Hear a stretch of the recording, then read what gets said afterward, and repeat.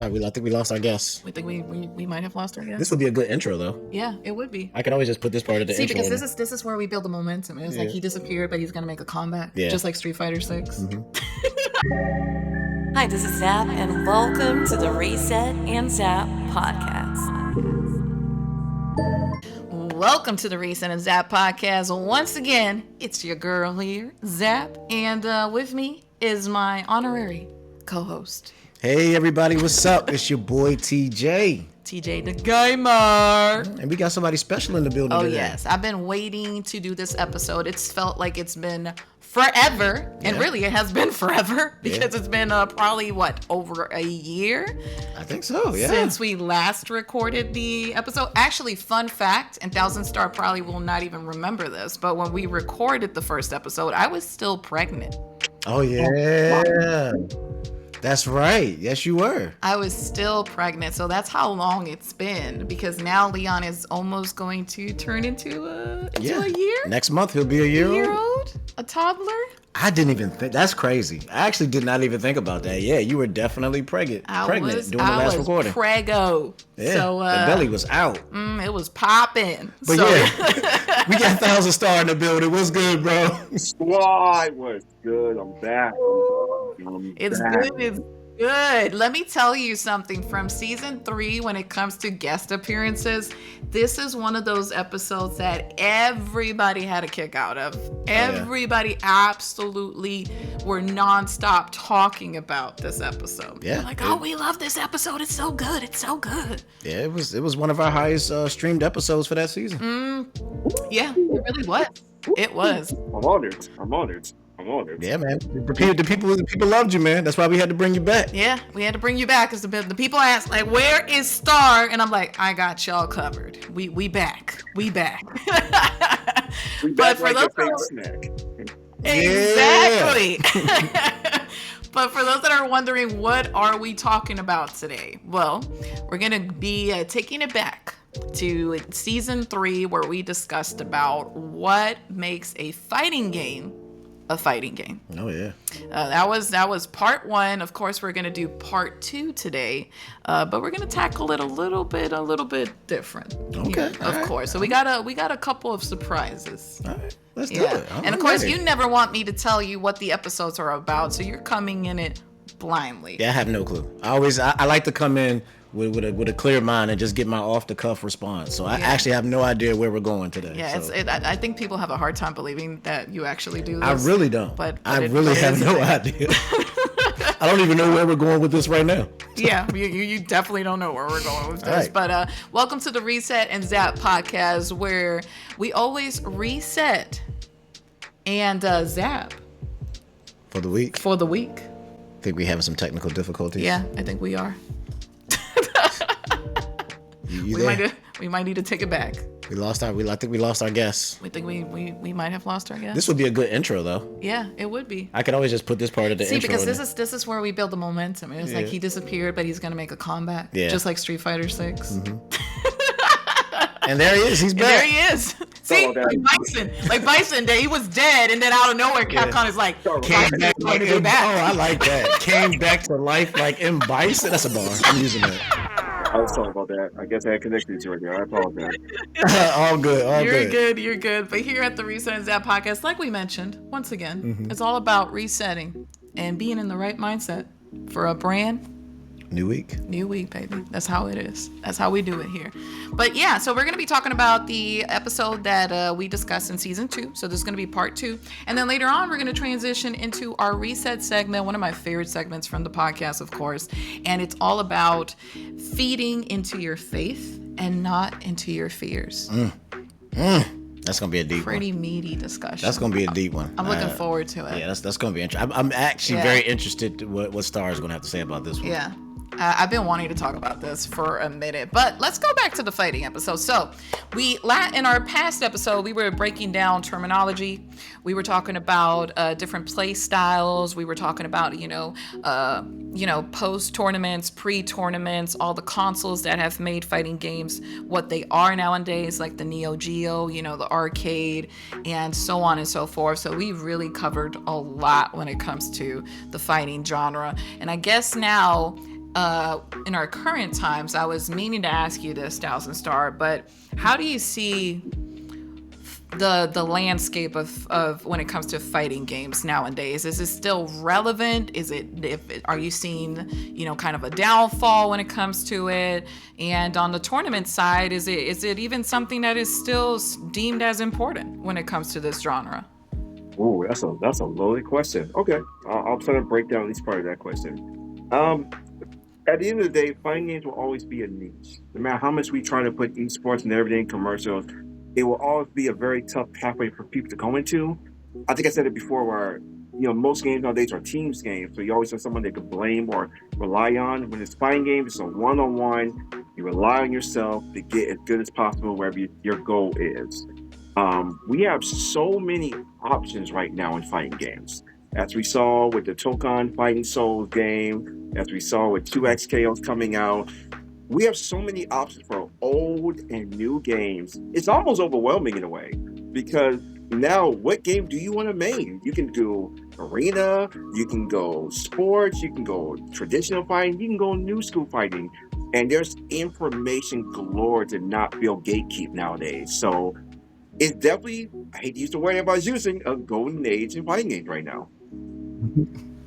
Interesting. I actually agree with him, because there is like a renaissance kind of going on. Like, it's like you're seeing all these new fighting games. Like, you got the new Street Fighter, new Tekken, the new Tokon that was just announced, and the but you're also getting a lot of the old school classic games, like the Mortal Kombat Classic Collection just got announced, and Marvel vs. Capcom Collection is just announced. But shout out to Capcom, because Capcom has been coming back and just going all out. And honestly, I think Capcom is a big part of that renaissance, because they've been pioneering a lot of their older games as well as making new games. But it's just like Thousandstar said, it's just like the market is really growing again for fighting games. Like, there was a period of time where it was just fighting games that kind of died off a little bit. And that's why I wanted to ask this question, because within every genre, it always seems like there's a time when you're seeing the rise of it, but then it kind of slowly dies down, and people just lose interest for the genre.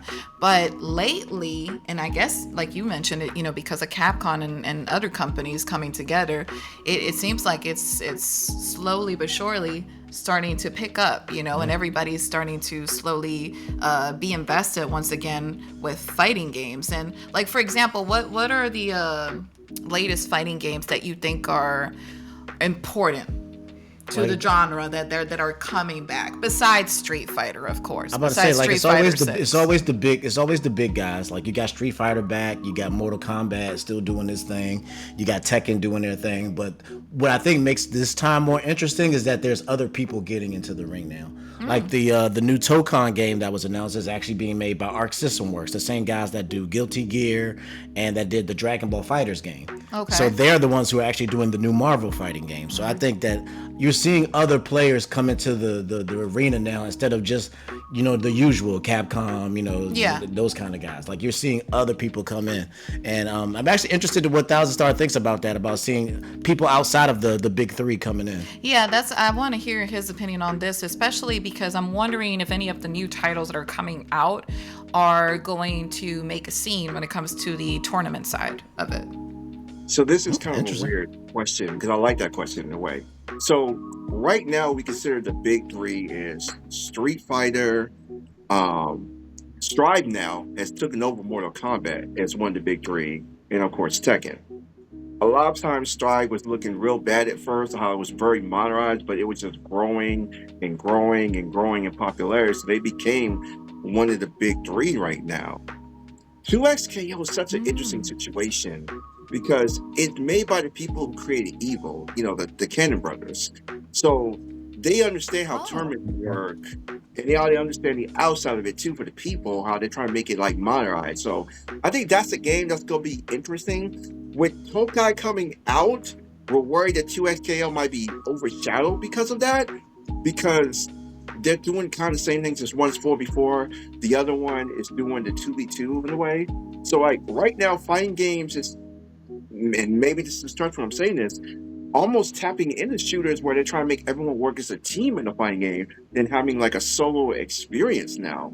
Because when 2XKO had their little beta tournament, it was 2v2 players. Like 2 people was working in one team, the other was working in another team, and they were doing all these crazy combo stuff. So it's almost like tradition is getting changed in so many elements, in so many ways that it's a new foundation. But at the same time, in the same era, Virtual Fire is doing something I've never seen before. Virtual Fire 5 Rebel came out. Yeah, I'm glad you brought that up. And it looked like a game that shouldn't do well because they said, bump the new stuff. We're going back to our roots and bringing back old school ways. But yeah, they still had the Virtual Fire 6 coming out. And it did way better than people expected. So it's showing that there's options that you can go to that we're not used to anymore. We're so used to a linear path in fighting games.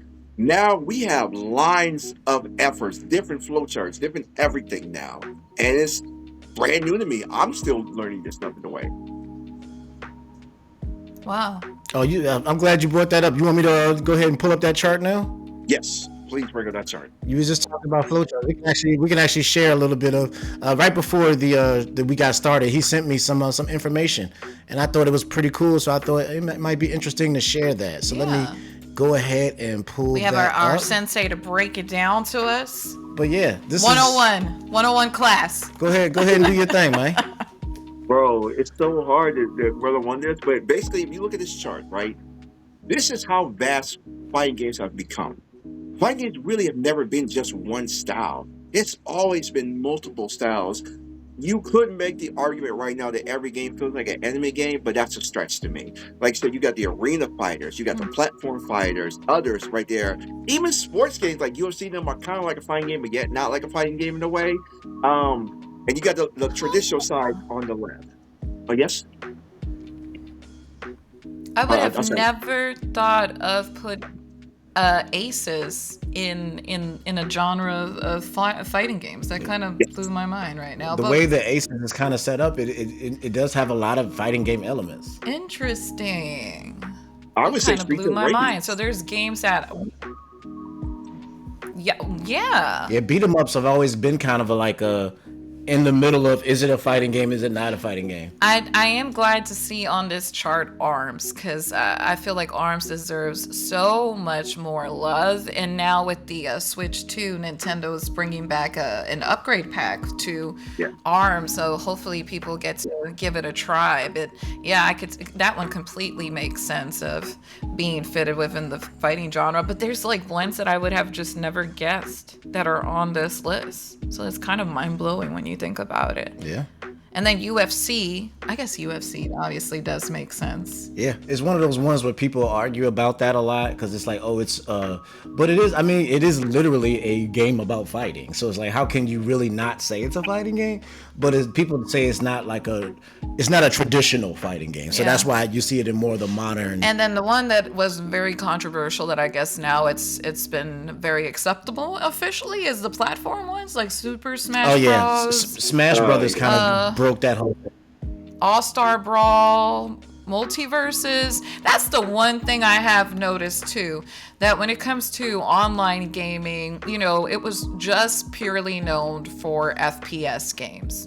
But now we're seeing more these brawl games, these multiverses, all these different types of games that are now within the fighting genre. Oh yeah. But they're also just free. Like people can just play these and they have a strong community backing them up. Shout out to KI for pioneering that. For real. So that's crazy. I would have never imagined those.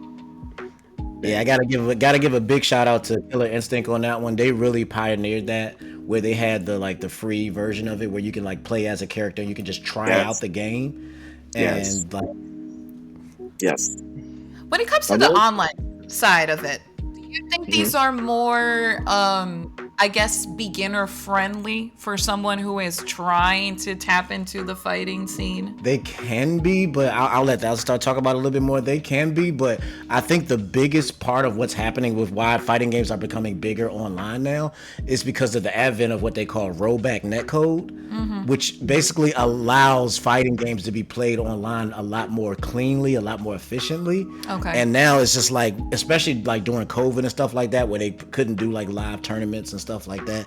I think they really had to figure out how to like really grow the online community of fighting games. Okay. And now we're at a point where like you could pretty much, most fighting games, like at least most newer ones, are gonna have some form of rollback netcode where you can like, there's no delay, there's no lag, or at least very little. And that's what I was going to ask you. Are you referring to, when you were talking about that, you were referring to the technical side? Yeah, from rollback Okay. netcode is basically what that does is it allows for less input delay and less lag when playing other players. Okay. And like, because the further distance you are from somebody, the more that you can get, basically. I see. And rollback netcode kind of like, it's really technical, but kind of helps like intermediate that and correct it.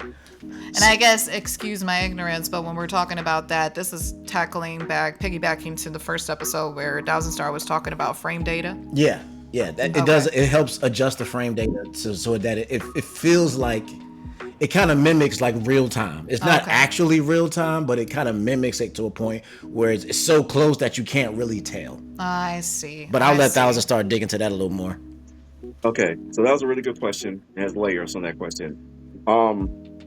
In my opinion, fighting games have been beginners friendly since Street Fighter V, but now it's into a whole another level of it, where yes, it's beginner friendly, but it's still also extremely difficult because just because I let you in easier does not mean you're gonna last.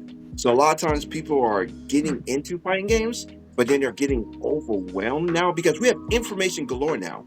You can't just hide information to help you win now. You can't just do something broken and just win now, because that'll get patched very quickly now. We move in a very fast state in fighting games right now, so you have to know even more information. So not only do you have to know your character, you need to know other characters if you're going to survive in online tournaments. And we're now seeing that there's a lot of people who never went to tournaments locally who are really good. That stigma we used to have where these people are only good online and not good offline is dead now. These players have proven that they can be good offline and online. Now, the weird thing about online, though, there's still one big, vast problem with it, and I'm going to get to what TT said about the rollback. It's kind of hard to fix the online stigma because we still got people that play on Wi-Fi, and we got people that play on Ethernet. Yeah. Frame data changes if you got 15 frames of lag or whatever. So in the old days, we used to train on certain lags to get used to it for online tournaments. That was the norm. Now it's almost like a Pandora box in a way. Now if you have rollback, it makes it better.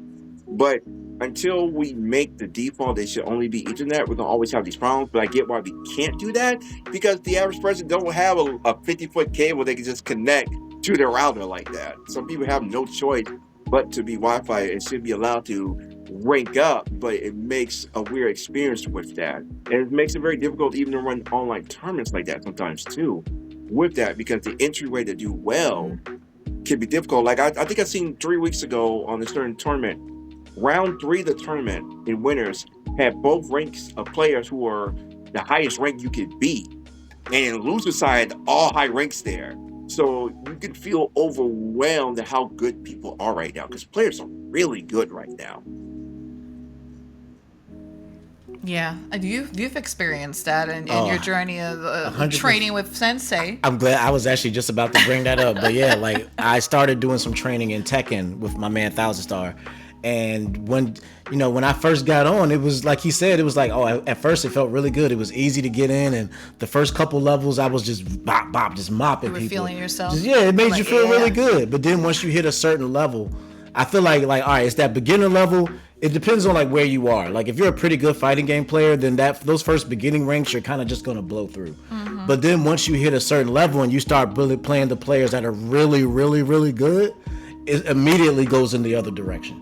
Like I got into like, I think it was gold rank. No, it was yellow rank. It was yellow rank in Tekken. As soon as I got the yellow rank, it was just like, boom. I was losing 3-4 matches back to back. And then eventually I had to learn and adjust for that. And then once I got that, I was able to rank up, and then same thing happens again and again and again. So it's really built on how determined you really are and how serious you are about getting into fighting games. Yeah. Because like some people will just always play at that beginner level. They'll always, and they'll just dominate the lower ranks and they'll feel like they're one of the best. But then you get up to like where the real players Top are, dogs. and it's a whole different ball game. I guess my follow-up question to this, because it seems like it's it's going in that direction.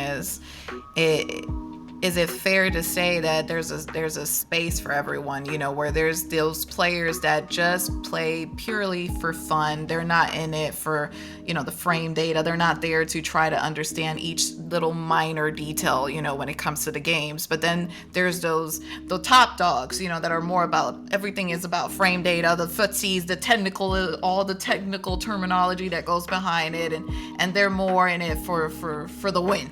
Yeah, they're not going to take a lose. They're more in it for the win. I would actually say there's about 3 different levels. Like you have your casuals who they play the story mode, they play through the arcade mode just to have some fun. They might do a couple matches online here and there, but that's pretty much all they're gonna do. Mm-hmm. Then you have those mid-tier fighters, those guys who are a little more serious. They play online, they're getting pretty good, and they're gonna pretty much wax anybody that doesn't really play the game. Under construction. But then there's even a level above that where I think tournament players are even on a different level than that, because guys who play for tournaments and play to win and play to get money, those guys are on a completely different plane where it's just their minds think in a different kind of way than most people, and that's a level that most people, I say that's the small they're more fine-tuned, a 2 to 3% of people who really fall under that umbrella. What do you think, Star? I know this probably has layers as well. Oh, yeah, this is layers. I kind of want to go on a mini rant about that question, if you don't mind. People, you don't have to just play rank in fighting games, okay? It's okay if you just want to play the story mode and bounce. It's okay if you just want to play against the AI over and over and bounce. I don't know what is going on with this world where everyone feels like they have to be a pro. You do not have to be a pro in fighting games or any genre. It's almost to a point where we forgot what fun is in fighting games, where like I told all my students, and this is a little mini lesson to help anyone that's been struggling with rank, okay? Stop caring about your rank. No one cares about your rank. That rank is made to show you what pool of players you're supposed to play up to get you the most fairest matches possible. The people who care about their rank suck at the games. I'm sorry. People who've been the highest of highest will always tell you rank don't matter. And it does, and it doesn't at the same time, right? Rank's purpose, I made this in episode 1, and I'm not trying to trigger anyone, I'm just being brutally honest. Rank is made to test things, to see what works and what doesn't work, to help you get into the next level. So when you go on a tournament, an online tournament, you kind of good idea what's happening, but we treat it rank as almost like, you go to a job, everyone has their little name tags or what rank they are, or what title it is. We're treating rank as a job title. Yeah. And it's and if you want to do that, you can, but you're wasting the point where if you're scared to play a match because you're scared you're going to lose your rank, then you don't deserve that rank. It's as simple as that. Word. Yeah, I've seen that a lot online too, where I would play somebody that was a higher rank than me. Yeah, I would play somebody in a higher rank than me, and I would win one of the rounds, and then they would just immediately bounce. Yeah, because they're I don't even want to risk losing to a player that's a lower rank than me, so I'm just going to bounce because he won a round. Yeah. So I've seen stuff like that a lot online. Yeah. And what Thousandstar just touched is so important, because it's I feel like in the fighting games and FPS games and online gaming in general, it's not even just fighting games. In the collecting scene, it's a problem too. Where you clinch too much onto something, so hard onto something. Like I hate to say it, this is my ongoing joke, but how in PlayStation you have your little trophies, and everybody's talking about how many trophies they have, and it's almost like it means the world to them, because the trophies apparently dictate how well of a gamer they are. So some people do that, but just like for us in Xbox, we have the achievement system. I don't care too much about the achievements, but some people take the achievements like that was their resume. It determines who they are in life. Yeah. So it is unfortunately a thing we see. Oh yeah, 100%. Yeah, and just it's to kind crazy of go on what you're saying right there. Again, I'm not saying you shouldn't play rank. Rank is give you a rush that it's very hard to explain to people. But I'm a little bit getting tired of when I play a game. If a game doesn't have rank mode, no one wants to play it. Like, there's other modes you can play these games. Like, it's okay to just have fun. It's okay if you want to. Now, again, if you want to strive to be the best of the best, there's nothing wrong with that. Nothing wrong. Just make sure, like I tell all my students, are you really about this, or are you doing it because somebody else is doing it? Yeah, exactly. Exactly. That's very important. Yeah. I guess so going back to you, since you've been, training with him and you've been kind of exploring like what is your main game when it comes to fighting games. How do you feel still about it? Has it changed your perspective? You'd be like, hey, you know what? I just realized I don't like this game. Maybe I just need to switch it up, or maybe this is not, what I was feeling or I think it was going, when it comes to your journey. Overall, what I've learned in this journey is a couple things. One, I've learned to respect the players who really do it. Like these guys that are really, really good at it, I have a much greater appreciation for what they do, because the skill that it really takes to be at the top level is it can be mind blowing. It can be a little overwhelming, because like just being able to see things before they happen or be able to react to certain things at certain speeds is like, it's really incredible. It's really intense. And the rush that you get from that, I think that's where the most of the fun comes from me. Is like, when I see something that I didn't see before, I'm like, oh, I can tell that this character is about to do this particular move. So I know if I do this particular move, it's going to stop them. And then I can come back and get a hit in and return the favor. And like when you have those moments, that's when I really feel the rush. I'm kind of in a weird place right now because recently with Tekken, there was a big major change that was made to the game, and it kind of threw me off quite a bit when I got back into it. So it kind of threw me off a little bit of my love for Tekken. So I'm looking into possibly some other fighting games, but it's like Thousandstar said, there's just so many options and choices out there that it's just like, man, I don't know what to do. Or should I just stick with Tekken and just deal with the new systems and just learn the new thing?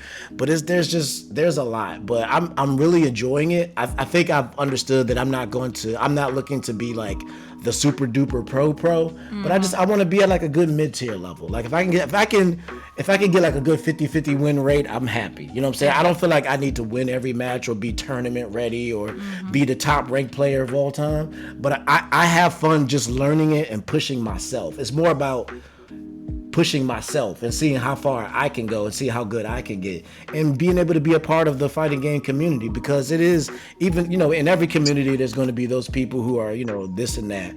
But overall, I think the fighting game community is one of the best communities to be a part of, because they genuinely just want other people to be a part. Like they just want you to see it. They want you to play. Hey, try out this game. They genuinely would want to help you. Like with Thousandstar, like all I had to do is say, hey man, I think I want to try to get into fighting games a little bit. Instantly, he was ready to be like, all right, let me show you this. Let me show you this. Let me show you that. And the same thing with our brother Katetsu. He's been training him as well, and now Katetsu has become really, really good at Street Fighter. And it's like it's a good feeling to be a part of that community and just to understand what really goes into it. And it just allows me to really enjoy it, because now I see myself watching tournaments and watching like high level ranking fights and stuff like that. Just watching people play and really knowing what goes into it now gives me a greater appreciation for what fighting games are. I didn't think about this, but I was meaning to ask Thousandstar. There's tournaments, so I'm aware of those when it comes to the events. But is there a like dedicated convention that is just geared towards fighting games? Because there's gaming conventions, there are retro gaming conventions, or Comic-Con, or anime. But is there like a dedicated convention just for fighting games? Yeah. I mean, I guess you could call it. Okay, let me make sure I understand your question. Are you saying like, is there a big tournament event, or are you saying it's just a convention to talk about the history of fighting games? Like, I'm trying to be sure I understand your question. Because just a convention that anybody that's into fighting games and is in it for the love of it, they go there specifically just for that.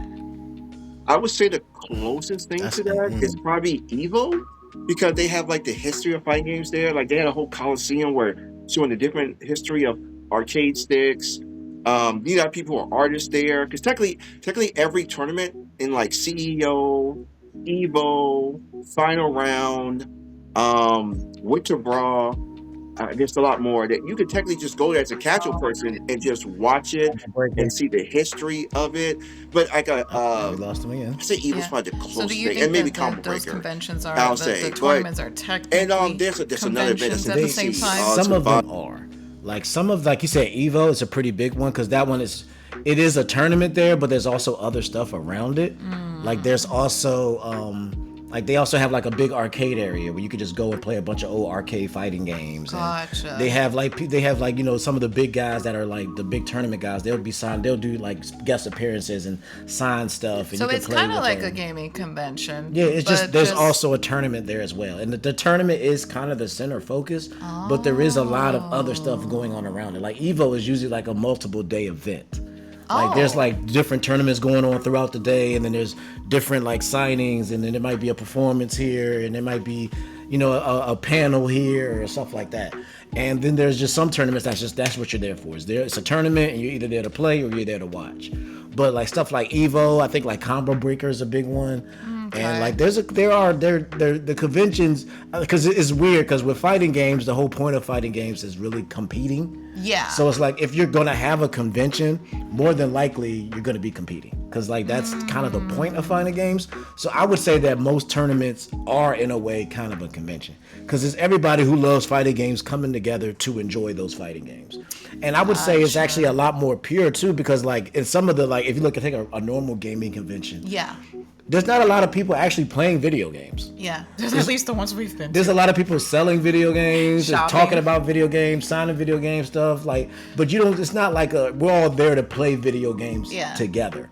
Whereas fighting game conventions or tournaments are that like everybody's there because they want to play. I think the closest one I would say that was like pure to just like enjoying the games was the one I told you that I've always been a fan of that I've loved is Southern Fried Gaming Expo. Oh, yeah. Because they had a huge room. It was like a complete event room and they had all the TV set up. They had it like organized per console and then it was just that. You sit there and you just play games. Oh yeah. So, and it was where I spent most of my time at the convention because that was the whole deal for me. I was like, oh, cool. I could just sit down here and or watch other people that they, probably they were playing games and we just started a whole conversation about it just because we're there at the moment. So Oh, yeah, 100%. I was wondering if that was the same case when it came to fighting games. Yeah, I feel like I said, most fighting game tournaments are kind of like a convention. Because like there'll be people there selling video games, there'll be people selling fighting games or talking about them or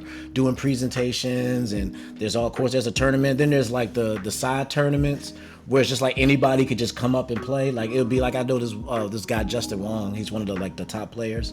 He had a booth where it's just like, hey, if you beat me in this game, you win a prize or something like that. And just anybody that was there at the convention could just come up and just fight, just play with one of the best players. And some people would do it just to be able to say, hey, I played against Justin Wong, or I played against this guy or whatever. So it's like it kind of feels like a convention because they're just there for the love of fighting games. And the main thing about fighting games is competing against one another. So a tournament kind of just breaks out. You know what I'm saying? It's like, Is there any of these fighting tournaments that you wish you could be there in person at least once to like witness it, like have that, take in that experience of what it's like? and people gonna think I'm being funny and I'm trying to shield at the same time when I say this, but the one I would really love to go to is Capcom Cup. Really? I would love to go to Capcom Cup.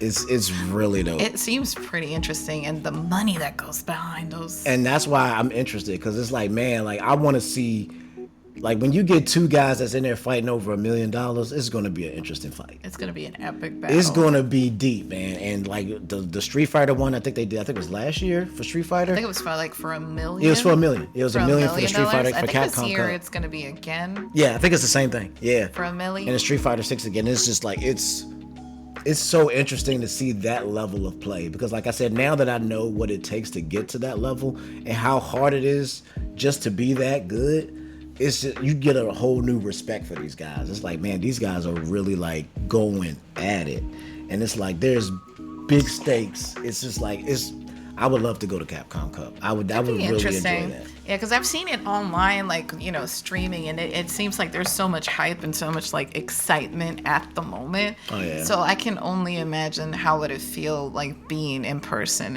and seeing that happen in real time. Oh, 100%. All right, we're going to take a pause right here, and I'm going to see what happened to my guy. All right, so I'm going to cut here. So TJ, future TJ, you cut the audio back there, and then you reconnect it whenever Thousandstar comes back, okay?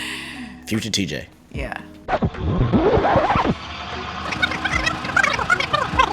Alrighty, and this segment is brought to you by the Reset and Zap podcast, because you know what? You know what time it is? What time is it? It's time to pay some bills with our fast forward.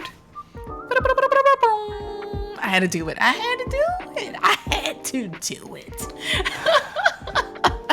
But fast forward, we love to share any upcoming news, the latest updates, events, things that are happening in our own little world. And we want you to be a part of it. Yeah. So I guess let me go ahead and start it off with celebrating, of course, the start of season 4. Oh, yeah. We got brand new logos, a brand new art style. I think there's a logo like right there. You look right there and you'll see the new logo right there. It looks so dope, guys. I actually made it my profile picture for a little bit. Really? Yeah, the one that you did to me. Yeah. Like I made that my profile picture on Twitter for a bit. That was For a little bit. Yeah, it was. Everybody loved it. It's like, oh man, that's dope. Yeah. It's one of those art styles that I just been wanting to bring to life for the longest. And Shout out to Zap who made that herself. Actually, Yeah. Shout out graphic design. Let's go. I'm getting a little bit better. I'm getting a little bit better at it. And so yeah, season 4 is looking beautiful. But of course, I want to remind you guys that not only can you watch this over on YouTube, /ZapCristal, but this is available on all platforms, all streaming platforms. Do you mind sharing where could they listen to this podcast right now? Well, of course, it's always going to be on YouTube when the videos go up. But I will say there is a delay in the video. So if you want to hear the podcast before the videos go up, you should probably go to Spotify. There's Apple Podcasts.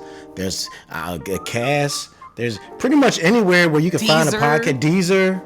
Anywhere where podcasts are streamed. iHeartRadio. iHeartRadio. Yeah. Never thought I would say I'd be on iHeart. Yeah, you're on iHeart. Yeah. You're on there. Yeah. Anywhere podcasts are streaming, just type in Reset and Zap. And you'll find it there. Yeah. And you can find all the latest episodes. You can also find all the previous episodes. And this is season 4 now, so there's a lot of content to go back and watch. So if you're new, go back to season 1 and get caught up. Yeah, between season 1 through 3, there was a total of 36 episodes that you can listen to, available right now. We should start doing episode counts now. Yeah. We should start that. We should be like, hey, this is episode 37 or whatever. That would be fun, actually, to keep track how many episodes we've done let's so far. Starting with the next episode, we're gonna do. It's gonna be kind of out of order, but Yeah, kind of. But I think we can do a pretty good job keeping count on episodes, of course. And with Spotify being the latest partnership with the Reset and Zap podcast, you're now not only able to listen to the episodes, but you can watch them as well, because we got videos available on Spotify. Oh yeah. At no additional cost to you if you, of course, have the membership over on Spotify. Yeah, shout out to Spotify, our podcast partner. Yeah. We are partnered with Spotify, so shout out to them for. Thank you for being able to make that a reality. Oh yeah, it was a good experience. I'm very well versed in partnerships, so me and Spotify have worked together before, so it was nice to work with them again to put the podcast up. We're also bringing back a quick reset with Zap. It was mind-blowing the support you guys have been able to show for this little mini series that I just started. It was short. I think it was like a total of 5 episodes when I first started Quick Reset. We brought in some great guests like Katori Chidori, Goddess with a Pen was another one. So I got to have those real talks with some other women that are in this space as well. And I'm looking forward to bringing it back. Speak whatever's on my mind, the good, the bad, and the ugly. So that's coming back real soon as well.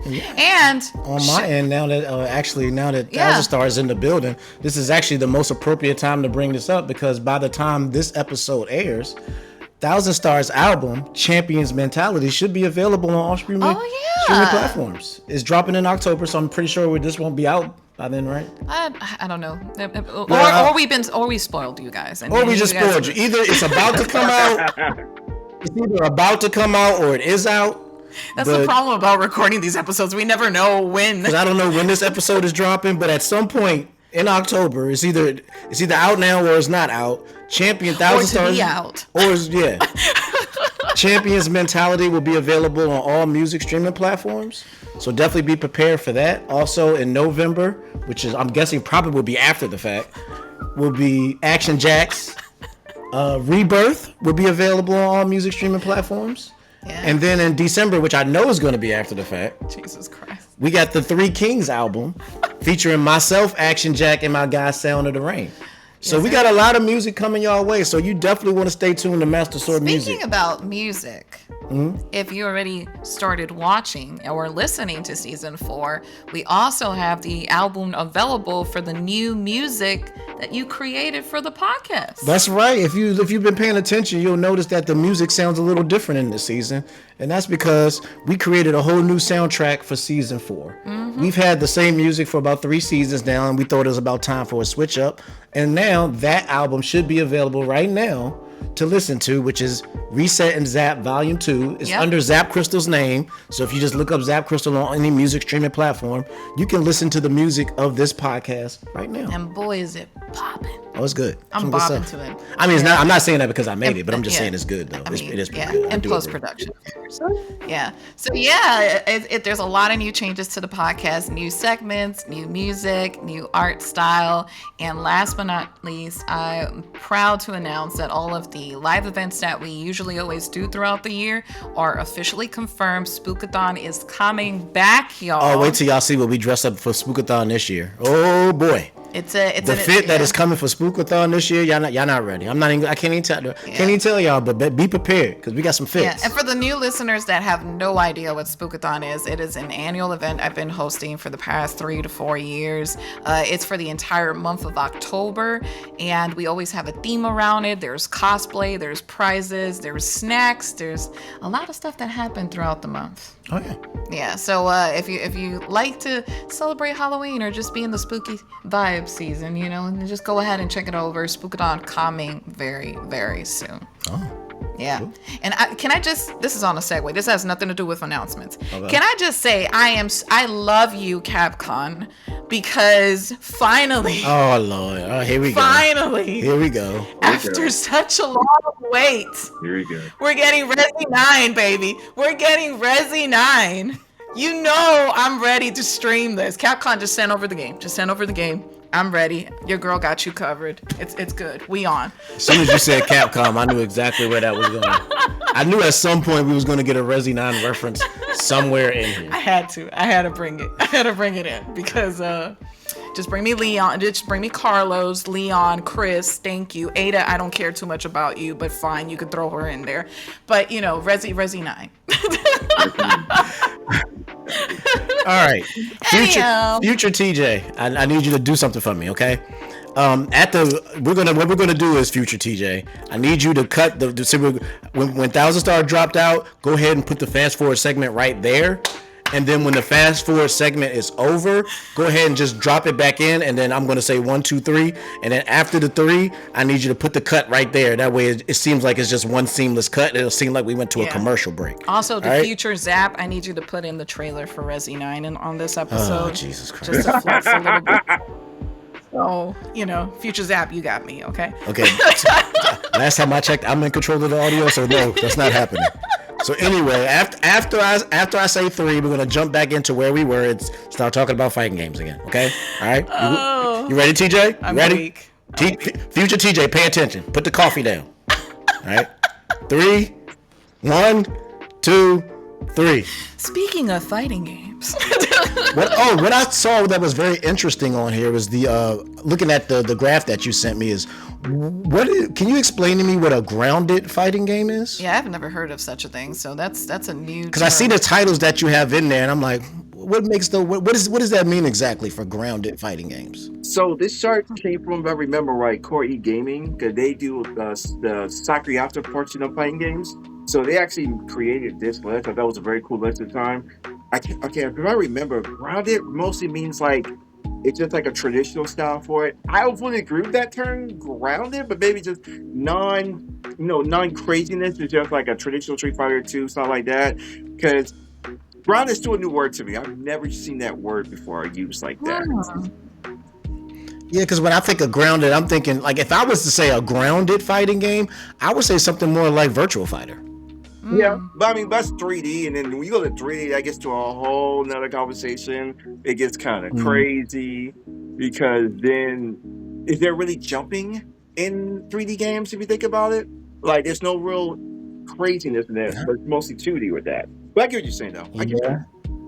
But when I hear the word grounded, I'm thinking more like, oh, it's just like a basic, like, I get that. There's no fireballs and, like, you know what I'm saying, like magic powers and stuff like that. Me, on the other hand, like, grounded for me, like, I understood it like, like your power moves or like combos. That's what I interpreted as grounded for real. So I don't know. It's an interesting term. I just looking at the titles that was in there, and I was just like, what connects all of those titles together? But it's very interesting. I can't remember right now. What was the games they had for the grounded? I apologize.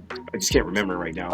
There's King of Fighters. There's Street Fighter. There's Samurai Showdown. Yeah, Killer Instinct. Injustice, and Dragon Ball Z. I can't read that. Dragon Ball Z is all over the place because that can fit in so many other. Yeah, because there's so many different Dragon Ball fighting games. There's like, there's Arena Fighters. There's 2-on-2. There's 2Ds. There's Tag. Yeah, you can say basic traditional in a way. You can say basic traditional, just more grounded in the roots of the history. So I'll say that. That's fair. Because like I said, fighting game is more vast than people realize. And that chart really shows how much fighting games has evolved than what it used to be. Okay, I think for you, it's grounded stood out the most to you. But for me, and maybe I just don't know exactly what it means, is the 5D. I've heard of 2D, I've heard of 3D, but I've never heard of 5D. So I was like, is that a terminology for like? It's so weird. What games do they have for 5D? Because I'm trying to remember what the games were. What games they got on that? We got Rival Schools. We got some of these are actually kind of hard to read. Actually, Rival Schools. I see Rival School. I see a KOF, but I can't tell which one. King of Fighters. There's a King of Fighters. There's a Rival Schools, and this other one I'm actually not familiar with at all. Maybe you recognize the logo. Oh, you lost me again. 5D is weird to me because I've heard of 3D, but 5D. All right, future TJ, what we're gonna do right here is we're not gonna edit this part. We're just gonna leave it in, and you're gonna tell people that Thousandstar is having some technical. All right, we're back. Acting so weird today. I truly apologize. All good. It's gonna make this episode very funny because the way I'm gonna edit it is gonna be hilarious. Yeah. Because I would say it's a 5D question because like I don't agree with that term 5D. I think it's weird. But okay.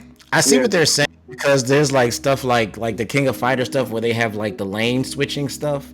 Right. There's like technically 3 different planes, and then you're also 2D. So it's 2D plus the 3 planes, so that's 5D. Like Real Bell, like play up here Real Bell. I would consider that 5D. But I was like, that wasn't really mega popular. It was weird to me because you go from one plane to another plane in the fight. But then they kind of stopped doing that because it was just a lot of editing with that, a lot of fixing, and it's a mess. You know what? I think that is King of Fighters Real Bell. I think that is Real Bell. Yeah. Yeah. So that's 5D. Sure, it's not a popular thing to do nowadays. That's something that SNK used to do all the time. It was very niche. I'll say it was a very niche genre for it, but sure, 5D. Which is mostly a couple times. Yeah, I don't know why my I've been seeing a rise of anime fighting games too lately. It seems to be a thing. I'm wondering why, because I just got started into watching anime, so maybe it's always been a thing, but I most certainly have been noticing it lately. And the weird thing and I'll let Thousandstar talk about this a bit too, but the weird thing about anime fighting games is that they're not all necessarily based on an anime. It's not really talking about, this is a game based on an anime. It's just the particular style. It's like a reference to like the style. So it's like an anime style fighting game. Because there's games that don't even necessarily have an anime, like Melty Blood or Blaze Blue doesn't have an anime. Blaze Blue, Guilty Gear, they don't necessarily have an anime show, but they're in an anime style game. I see. So it's more a reference to the style, not necessarily that they're in an anime. But there are also animes that are anime fighters as well. Like Dragon Ball Z. Yeah, like Dragon Ball Right. Fighters. Game. And you can make the argument that a lot of games nowadays are turning into anime fighters in a way. They're very loopy, a lot of animation, a lot's going on. Like Tokon Fighting Spirit kind of feels like an anime game in a way, especially made by Arcs company. It feels like everything's turning anime, but yet not fully anime. It's really weird. Yeah, because like Arc Systems they're really famous for doing anime games because they did Dragon Ball Fighters, they did Guilty Gear. Did they do Blaze Blue as well? I might be wrong about it. Yeah, they did. Yeah, they did Blaze Blue. And now they're doing the Marvel game, which is in their like Arc System is kind of known for like we make anime fighting games. Oh, okay. So they just took Dragon Ball and made fighters. Now they're doing one for the Tokon one, which is like Marvel. So now they're taking Marvel characters and doing them in like an anime type style. Okay. But what made that game so crazy is that it's going to be, I don't know if it's absolutely the first one to do it, but it's going to be one of the biggest first ones to do it. It's a 4v4 fighting game. Oh. Yeah, I've never seen a 4v4 fighting game. I've never seen that before, so I don't know how they're gonna make that work. The average player can barely handle two fighting characters to play with. Now you got 4. I'm very curious how they're gonna make this work. I'm very curious because a lot of times 3v3 fighters had either they're really popular like Marvel's Capcom or they're very niche like KOF games. It's very weird with that. Yeah, and that's kind of the big thing too, is that this is kind of the first time that somebody outside of Capcom and SNK are doing something like that, really.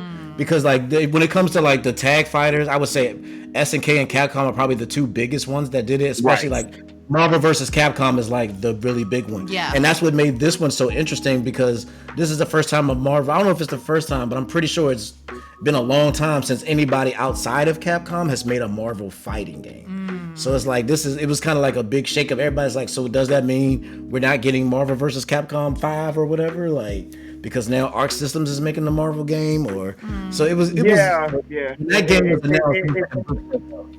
It felt weird seeing that because I was waiting for the Capcom character to come. I'm waiting for it. I'm like, at first, I'm like, is this a big middle finger to Capcom, or is it showing that they just want to do it their own? Because they do have a vast characters. They have so many, so why not? But then you don't got Capcom's expertise of making the fighting game, but you got Arc Systems who did make Dragon Ball Z Fighters, which did really well for the 3v3. So, maybe this could do with Marvel's Capcom Infinite, how it had mixed results. It sold well, but the beginning was rough.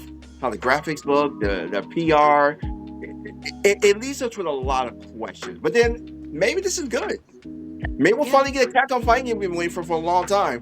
I'm still waiting for a Capcom versus Capcom fighting game. I've been waiting for that for like centuries. That's a big one that people have been talking about, like because they've always been like Marvel versus Capcom or Capcom versus SNK or Capcom versus Tatsunoko, but everybody really has been wanting like, what about Capcom versus Capcom? Like just all the Capcom, because Capcom has so many different fighting games and so many different characters. You could bring back Darkstalkers and you can have Darkstalkers versus Street Fighter versus like you could throw your Mega Man characters in there and Devil May Cry. I think that would be a great idea, honestly. You could throw Resi characters in there. Yeah, and, just throw them all. You can get Leon Kennedy in the fighting game. You know what I'm saying? That would be dope. Because I hate to burst everybody's bubble, but I mean, at the end of the day, Capcom does not own Marvel. So, like, if Marvel just wants to go in a whole different direction when it comes to their IP, you can't really be mad at them for it. Yeah, I mean, like they're gonna go what they think is gonna be the best for them. And I mean, honestly, choosing Arc System Works is not a bad idea. They made arguably one of the biggest fighting games in the last couple of years. Like Dragon Ball Fighter Z was like,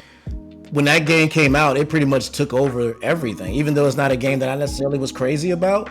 But I gotta respect the fact that it was one of the biggest fighting games out when it dropped, and it's still currently being played and still competitively and casually. So it's like... Yeah. All right, so I guess my biggest question before we move into our reset segment is, if you need to choose one of these types, which one do you think is personally your favorite? Like, what is your taste when it comes to fighting game? Man. I mean, I know what the obvious answer is for me, but I kind of like them all. But if I had to pick one, the one that I say I played the most of is probably going to be 3D fighters. Okay. Because I love Tekken, I love Soul Calibur, I love Virtual Fighter. So it's like those are the games I've probably played the most of. I probably played more 3D fighters than I have probably anything I guess else. you would throw me in 3D too, because I love Soul Calibur. Yeah, Soul Calibur. Oh, I'm so happy that the Switch 2 gave me Soul Calibur 2 now, and I can play as Link. Oh, so it's God. yeah. I guess that sounds fair. So yeah, but then there's games like Street Fighter and stuff that I like too. So it's like, but I probably play more 3D fighters than anything else. I see what you mean. And then what about you, Star? What is your go-to? That's so I feel hard. like It's so Like you're hard. more, but then I might be wrong. I might be Like surprised. 2D, so always Killer Instinct 2013 will always have a special place in my heart. I still love Street Fighter 5, but if I was going old school, there's so many fighting games. Alpha 2, I can play Second Impact, like the old Killer Instinct. If I want to go 3D, yeah, I love Soul Calibur 6. I still think that's a very underrated game. We're still looking Yes. for Soul Calibur 7. I want that. I think Please Soul get- Calibur still has the greatest character customization of any game possible. So it's just, you got so many. If this was a new player, you can never go wrong with the big three: Street Fighter, Tekken, or Strive. You can never go wrong with them. There's so many options now. Like old, new. The doors are open now. You just gotta open that door. Oh yeah. Sweet. And I've played. If I had to pick a second one, I'd probably say I played a lot of platform fighting games too. Because I've played a lot of Smash. I played Rivals of Aether. I played I tried Multiverses. Didn't really get into it that much. But I've played a lot of platform. I've played a lot of. It's tough. It's tough because what is those? I guess arena fighters. I've played quite a few of those as well. That's tough. That's tough. But I guess your go-to, like you. Yeah, you like know, I said, if the one that I've played the most of, I would probably say 3D. Gotcha. Yeah, Definitely, because I played pretty much every Tekken game. I played a lot of Dead or Alive. I played a lot of Soul Calibur. I played a lot of Virtual Fighter. So it's just like, yeah, 3D is probably what I've played the most of. And some of the 3D Mortal Kombat games too, like from back in the day. I played quite a few of those. Yeah. Respect.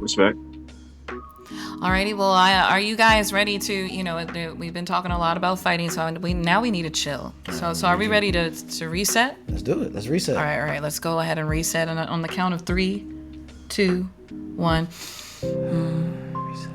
All right. There we go. So what are we talking about today, man?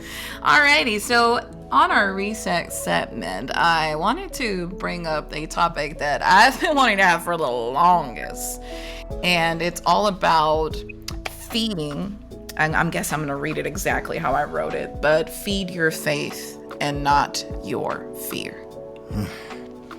And I'm going to leave this up to everyone on how do you interpret this, like on a personal scale and the gaming scene and overall life. Like, how do you feed into your faith and not into your fear? Yeah. I think the reason why this topic personally has hit home with me was because years ago I went through such a life-changing event in my life that I was living in fear for the longest. Like, I lived in fear from almost every day in my life, and choosing to not feel comfortable, because I think I felt a little too comfortable in fear because it was the only feeling I was familiar with. And like re-educating and rewiring myself and telling myself, hey, fear is not a good feeling to have. You need to step out of it and take a leap of faith, to change those circumstances around. And that was in a way, troublesome. I was scared. But when I decided to take that leap of faith, it helped so much build myself more into like, yeah, if I constantly build in faith and not in fear, I'm capable of so many things in life. And I'm in a much better place because of it. Okay, all right. So that's where I'm coming in. I'm following you now. Yeah. Okay, so actually, to make a nice little segue, one of my, for a long time, I've wanted to get into fighting games. I've always wanted to try it, but what was holding me back a lot of the time was the fear. There was a fear of like, what if I'm not that good at it? Because I'm just all right. We're gonna get really introspective here for a minute. I can feel it. As me, as doing what I do and doing what I've been doing for a long time, I've gotten used to always being really good at what I do. Like when it comes to making music, producing new artists, seeing talent in new artists, I've always been really, really good. And people have always told me how good I am. Mm-hmm. So over time, I've kind of developed this fear of not being the best.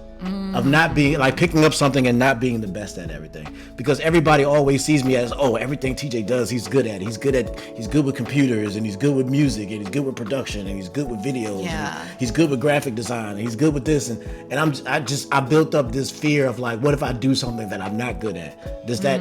And for some weird reason in my own mind, it's like, if I pick up something and I'm not good at it, that just wipes out everything else that I'm good at. So like, is it coming from more of a, like a how can I word this? Like disappointment? Like disappointing people from the set of expectations they have Not set? even disappointing people, more so disappointing myself. Oh, okay. So it doesn't even have to do with people. It's like more Yeah, so it's like yourself. I'm just used to, like, all right, everything I touch, it's like I always had, like, when it comes to all the stuff that I do, I'm, like, very naturally talented. So proving yourself. So, like, with something like fighting games, it's something that it's just not something that's natural to me. So it's like, I know it's going to be a hard, long struggle to actually pick it up and get good at it. And that fear always kind of held me back. Gotcha. And so one day I was just like, you know what? I got to just do it. I had to just dive. I had to step out on faith. Yeah. And just kind of dive into it and just say, all right, I'm probably going to lose a lot.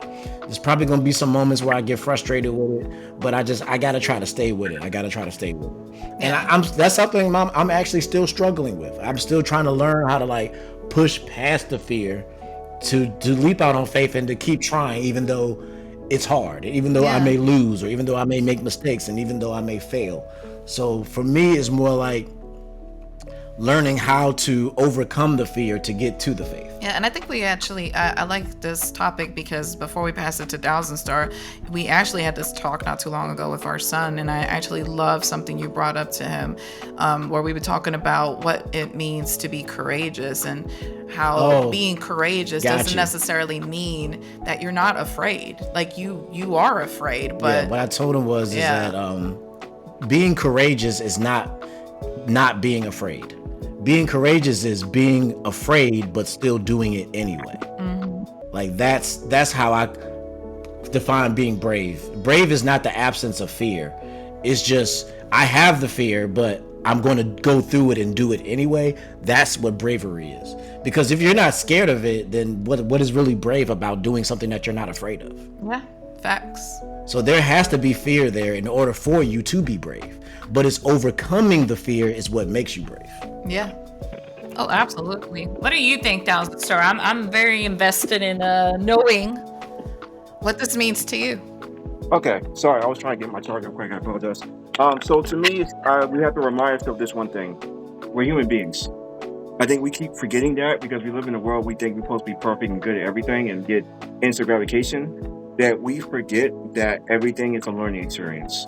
As a coach, I always teach my students to understand the mental before the physical, because you have to win the battle before you start. So if you want to go for a diet, a fighting game, whatever in life, if you already mentally defeated, I can't teach you.